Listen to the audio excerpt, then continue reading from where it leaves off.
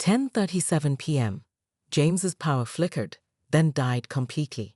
The sudden darkness was somehow fitting, nature removing the last barrier between modern comfort and the elements.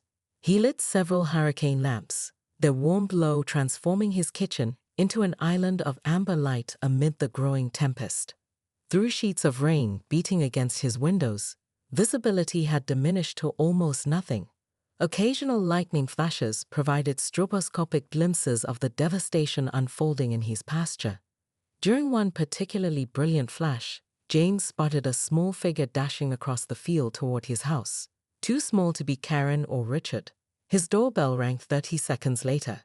James opened it to find Madison, Karen's teenage daughter, standing on his porch, looking like she'd just been pulled from a lake. Her blonde hair hung in dripping ropes around her face, mascara raccoon circling her eyes. Despite her bedraggled appearance, she managed to maintain a look of practiced disdain. "Our tent is literally floating," she announced without preamble. "Dad says to tell you he's taking Tyler to the car but can't find Mom." James glanced past her into the darkness. "Your mother isn't in the tent?" "She went to move stuff to higher ground after Dad and Tyler left." Madison crossed her arms, water dripping onto his welcome mat. "Dad came back for us, but she wasn't there. He's like freaking out." James grabbed his heavy-duty rain jacket and a powerful flashlight from the hook by the door. "Stay here," he instructed, handing the girl a towel from the nearby basket. "There's hot chocolate mix in the cabinet above the microwave if you want to warm up." Madison's carefully cultivated teenage apathy cracked slightly. "Thanks," she mumbled, wrapping the towel around her shoulders. The moment James stepped outside, the rain hit him like a physical assault. Wind-driven droplets stung his exposed skin, and the howling gale nearly ripped his jacket from his body. He clicked on his flashlight, but its beam seemed pitifully inadequate against the darkness and driving rain. He slogged through what had become ankle-deep water, heading toward the last known location of the tent. Lightning flashed again, revealing Richard about 30 yards away, also wielding a flashlight, calling Karen's name into the storm. The sound was instantly swallowed by the roaring wind. They met at what remained of the campsite. The tent had indeed partially collapsed and was now sitting in a rapidly expanding pool of water. The expensive canopy was nowhere to be seen. Camping gear floated around them like debris from a shipwreck. "I told her to come to the car," Richard shouted over the storm, panic evident in his voice. "Tyler's waiting there. I came back for both of them, but Karen insisted on saving her laptop and camera equipment." "When did you last see her?" James yelled back, scanning the area methodically with his flashlight. "Maybe 20 minutes ago. She was over by that rise, trying to move our cooler to higher ground." James nodded and pointed toward his barn. "Check there. I'll search along the creek bed." As Richard splashed toward the barn, James turned toward the small rise that marked where Beaver Creek ran underground through his property. In heavy storms like this, the creek sometimes briefly resurfaced, creating a temporary stream through the pasture before disappearing underground again. If Karen had been near that area when the creek resurged. A flash of white caught his flashlight beam about 50 yards away, a pale hand waving frantically from beside a large oak tree. James fought his way through the wind and rain toward it, finally spotting Karen clinging to the tree trunk, water rushing around her knees. Her designer rain poncho had torn apart in the wind, leaving her exposed to the elements. For once, her expression held no entitlement or anger, only naked fear. "I slipped," she shouted as he approached, genuine terror replacing her usual haughty tone.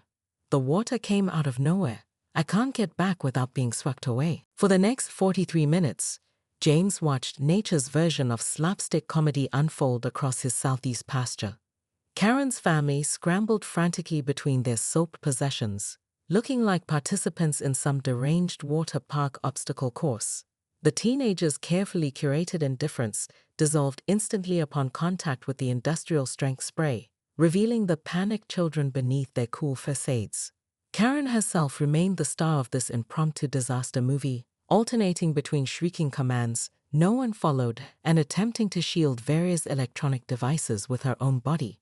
Her designer athleisure wear, once crisp and pristine, now clung to her like a second skin, makeup streaming down her face in abstract expressionist patterns. When the sprinklers finally cycled off, precisely on schedule, the campsite resembled nothing so much as a shipwreck. Puddles had formed in every depression, canvas sagged beneath collected water, and once pristine camping gear lay scattered and muddy across the pasture. James was nursing a second cup of coffee, watching from his kitchen window, when his phone buzzed with a text from Elena. "Round 1 to you. Magnificent performance. 10 tenths." Attached was a photo she'd obviously taken through her binoculars. Karen standing in ankle-deep water, hands on hips, face contorted in rage, looking like a drowned cat with expensive highlights. He was still chuckling when his perimeter alert chimed, signaling movement at his front gate. The security camera showed Richard approaching alone, shoulders hunched, expression pained. James sighed and went to meet him on the porch. "Mr. Thompson," Richard began, his voice barely above a whisper, "I want to apologize for all this." He gestured vaguely toward the pasture where Karen could be seen attempting to wring water from a cashmere throw blanket. "Call me James," he replied, surprised by the unexpected apology. "This wasn't my idea," Richard continued, eyes darting nervously back toward the campsite. "Karen has been difficult since she started her lifestyle blog last month. Wilderness Westfields is supposed to be our brand now." He pronounced brand with the weary disgust of a man who'd heard the word too many times in recent days. "I see. She vetoed 3 official campgrounds because they weren't exclusive enough, not enough authentic charm for her followers." Richard's air quotes conveyed volumes about his opinion of this reasoning. "I tried to tell her we needed permission to camp here, but she insisted this qualified as public access land because there's no fence on the roadside." James leaned against his porch railing. "And the brother-in-law who specializes in property law?" Richard's face flushed. "My brother sells insurance in Cleveland. He's never practiced law a day in his life." A shout from the pasture interrupted them. "Right, Hartley. Stop fraternizing with the enemy and help me save the Egyptian cotton sheets." Richard winced. "I should go," he said, then added in a hushed tone, "Just between us, what time does that sprinkler system activate tomorrow?" "Same time," James replied with a knowing look. "Unless someone were to move to a different location, of course." "I've been trying," Richard sighed, "but once Karen digs in her heels." "Richard Shardy. Coming, dear." He turned back to James with a grimace. "The kids and I are voting to leave after dinner. Just so you know, we're not all like her." James nodded sympathetically. "There's a place called Whispering Pines Campground about 15 minutes south. Hot showers, electricity, and no surprise irrigation." "Thanks," Richard said, a glimmer of hope in his eyes before he trudged back to the waterlogged chaos of their campsite. From the barn, James could hear his horses nickering, apparently entertained by the human drama playing out in their pasture. He headed there to check on them, pausing to look westward where the storm clouds were building, dark and ominous, against the late afternoon sky. "Just wait until Act 2, he murmured to himself, patting his pocket where the irrigation controls remained, just in case a second performance became necessary. James stalked back to his farmhouse, the evening's peace thoroughly shattered. Inside, he paced his kitchen, mentally cycling through his options, while the kettle whistled on the stove. Through the window, he could see Karen arranging camping chairs in a perfect semicircle, as though preparing for an outdoor theater production. "Unbelievable," he muttered, pouring hot water over a tea bag with more force than necessary. His phone lay on the counter, the sheriff's number just a few taps away. But something in Karen's confident threat gave him pause. In his 3 years rebuilding this property, he'd learned that small-town politics could be treacherous. If her husband truly did have connections with the development company, they could make his life complicated.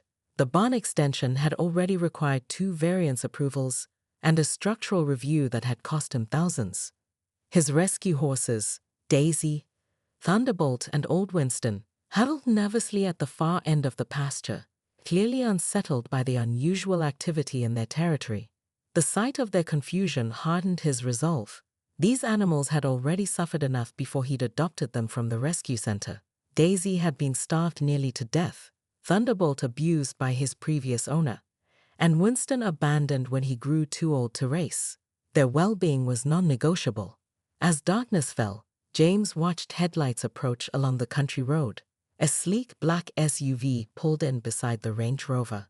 A tall man in what appeared to be pressed khakis emerged, followed by two teenagers clutching their phones like lifelines.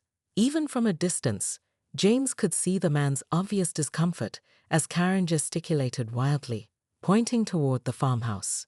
His landline rang, startling him from his surveillance. "James, it's Elena from next door. Did you know you've got campers in your south pasture?" Elena Rodriguez owned the 40 acres adjoining his property. At 72, she missed nothing that happened in their rural neighborhood. "Unfortunately, yes," James sighed. "Some entitled woman who refuses to leave. The one with the white Range Rover? She stopped by here first, you know. Wanted to set up in my lavender field. Told her she'd be trespassing, and she said something about easements and recreation rights. Absolute nonsense." James straightened. "She tried your place too." "Mm-hmm. When I threatened to call Sheriff Daniels, she suddenly remembered an appointment elsewhere. Should have known she'd just move on to your place instead. Want me to call him? Tom and I play bridge every Thursday." The offer was tempting, but James hesitated. "Let me try handling it myself first. If they're still here tomorrow afternoon, I'll take you up on that." After hanging up, James opened his laptop and began researching trespassing laws and property rights in their county. The legal language confirmed what he already knew. Karen's claims about easements were complete fabrications. However, one forum post from a local farmer caught his attention. "Sometimes natural consequences teach better lessons than any confrontation could." The farmer described a similar situation with unwanted campers who'd set up near his pond, refusing to leave despite warnings about the area's tendency to attract snakes. Rather than argue, he'd simply released his geese to their usual foraging grounds. The invaders had lasted less than an hour under the territorial birds' constant harassment. James didn't have geese, but as he closed his laptop, the distant rumble of thunder gave him an idea. He opened his weather app, where a severe storm warning flashed for the following evening. A slow smile spread across his face as he checked the irrigation system controls mounted in his utility room. The sprinklers hadn't been used since last summer's drought, but they should still be functional. Through the window, he could see the campsite now fully assembled. Solar lights twinkled in a Pinterest-worthy arrangement, and the rich aroma of an expensive portable grill wafted across his property. Karen and her family sat in their circle of chairs, toasting with what appeared to be champagne flutes, their faces illuminated by the artificial glow of their phones despite the star-filled country sky above them. "Enjoy your glamping experience while it lasts," James murmured, setting his alarm for early morning. Tomorrow would require careful planning and perfect timing. Thunder rumbled again, closer this time, as James retreated across his field. The smell of rain hung heavy in the air, that distinctive earthy scent that precedes a significant downpour. He paused at the fence line where his Appaloosa, Thunderbolt, nudged his palm anxiously. "I know, boy," James murmured, stroking the horse's muzzle. "They're making you nervous. We'll sort this out." From this vantage point, he could observe the Westfields without being obvious. Karen had returned to directing operations at the campsite, pointing imperiously at a collection of designer camping equipment that seemed better suited to a catalog photoshoot than actual outdoor living. Madison, the teenage daughter, was attempting to set up a ring light attached to her phone, presumably for social media content. Her brother Tyler had produced a portable gaming console, hunched over it with the determined focus of someone avoiding family interaction at all costs. Richard, still looking profoundly uncomfortable, was now unloading what appeared to be a portable wine refrigerator from the Range Rover. James almost felt sorry for the man. Almost. His phone pinged with a severe weather alert. Flash flood warning, issued for Meadowbrook County. Heavy rainfall expected to begin evening hours and continue overnight. Potential rainfall 4 to 6 inches. Low-lying areas may experience significant flooding. James took a screenshot and smiled. The forecast had just upgraded from scattered thunderstorms to something far more impressive. He was about to head back to his house when something caught his eye. Movement along the tree line that bordered his property to the east. Squinting against the mid-morning sun, he recognized Elena's weathered cowboy hat bobbing between the trees. His elderly neighbor was making her way along the shared property line, binoculars in hand, clearly conducting her own surveillance operation. James altered course to intercept her, finding Elena comfortably perched on a fallen log, her binoculars trained on the Westfield encampment. "Gathering intelligence?" he asked, sitting beside her. "Reconnaissance," she corrected, not lowering her binoculars. "Military family, remember? That woman's got at least $5,000 of equipment out there." Ridiculous. In my day, camping meant a canvas tent and mosquito bites. Any suggestions? Short of calling the sheriff, which I'd rather avoid. Elena finally lowered her binoculars, fixing James with a sharp look from eyes that had seen nearly 3/4 of a century of human nonsense. "You've got that fancy irrigation system, don't you? The one you installed during the drought?" James grinned. "Great minds think alike. But I'm also counting on tonight's storm to drive home the point." "Smart. Combined assault." Elena nodded approvingly. "Those sprinklers of yours pack quite a punch. I remember when you accidentally soaked my cat last summer. Poor Whiskers wouldn't go near your property for weeks." They both chuckled at the memory. "I'd offer my bull to help persuade them," Elena continued, "but Ferdinand's getting one in years. Might give him a heart attack to deal with that woman." The wind picked up suddenly, sending a patio umbrella the Westfields had erected tumbling across the pasture. Richard scrambled after it while Karen shouted instructions from her camp chair, not bothering to help. "Did you notice?" Elena said quietly.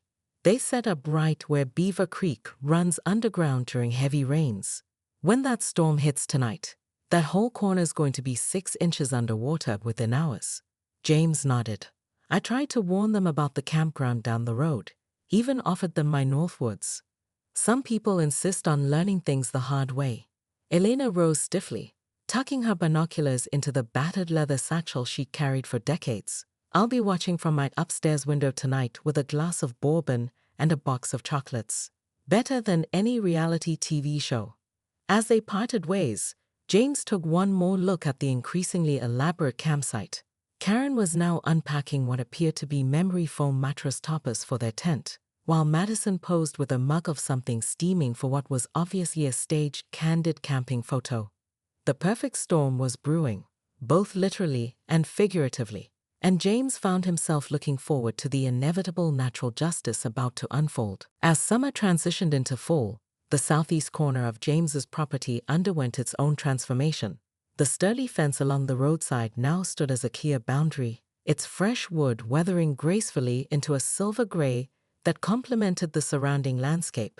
Behind it, the native hawthorn and blackberry bushes had taken root, their thorny branches intertwining into a natural barrier that would only grow more impenetrable with time. James was installing a final no trespassing sign when Elena's ancient pickup truck rumbled to a stop beside his fence line. She climbed out with surprising agility for her age, carrying a small potted plant. "Housewarming gift," she announced, handing him the terracotta pot. "Desert rose. Tough as nails, beautiful flowers, and thorns that'll draw blood if you mess with it." She winked. "Reminded me of someone." James laughed, accepting the gift. "I've been meaning to thank you for your statement to the county office. The conservation designation went through without a hitch." "Just stated facts," Elena shrugged, surveying the transformed corner. "This looks good. No one's going to accidentally camp here again." A comfortable silence fell between them as they looked out over the pasture where his horses grazed contentedly in the afternoon sun. Finally, Elena asked the question James had been fielding from curious neighbors for weeks. "Did you ever hear from her again after that night?" James shook his head. "Not directly. When I helped her back to her car that night, she couldn't even look me in the eye. Just mumbled something that might have been thanks, and got in the back seat. Richard did most of the talking. He didn't mention how small Karen had seemed in that moment, shivering, mud-streaked, and silent. How the fierce entitlement that had defined her had washed away with the floodwaters, leaving behind someone almost unrecognizably human. How he felt an unexpected twinge of sympathy as Richard wrapped her in an emergency blanket from James's barn, her eyes vacant with what might have been shock or simply the crushing weight of humiliation. Richard sent an email a week later, James continued. Apologized again for everything. Said they'd paid a fortune to replace their ruined equipment. He paused. Also mentioned they're in marriage counseling now. Elena nodded knowingly. Sometimes it takes a disaster to make people see what's important. The strangest part was the package that arrived yesterday, James said, gesturing toward his porch where a small box sat. No return address, but inside was a jar of expensive honey and a gift certificate to Henderson's Hardware. No note. Sounds like someone learned something, Elena observed. Maybe. James wasn't entirely convinced, or maybe Richard sent it without her knowing. They watched as Thunderbolt, James's Appaloosa, trotted over to the new shelter in the corner, the same spot where the blue tent had once stood. The horse seemed to appreciate the thoughtful design, with its extended roof providing shade and protection from the elements. Later that evening, as James settled onto his porch with a glass of bourbon, his phone pinged with a notification. Curious, he opened it to find he'd been tagged in a social media post by an account called Authentic Westfield Living, apparently Karen's rebrand of her lifestyle blog. The post showed a tasteful photo of a proper campsite at what appeared to be Whispering Pines Campground, along with a lengthy caption about respecting local lands and the importance of proper camping permits.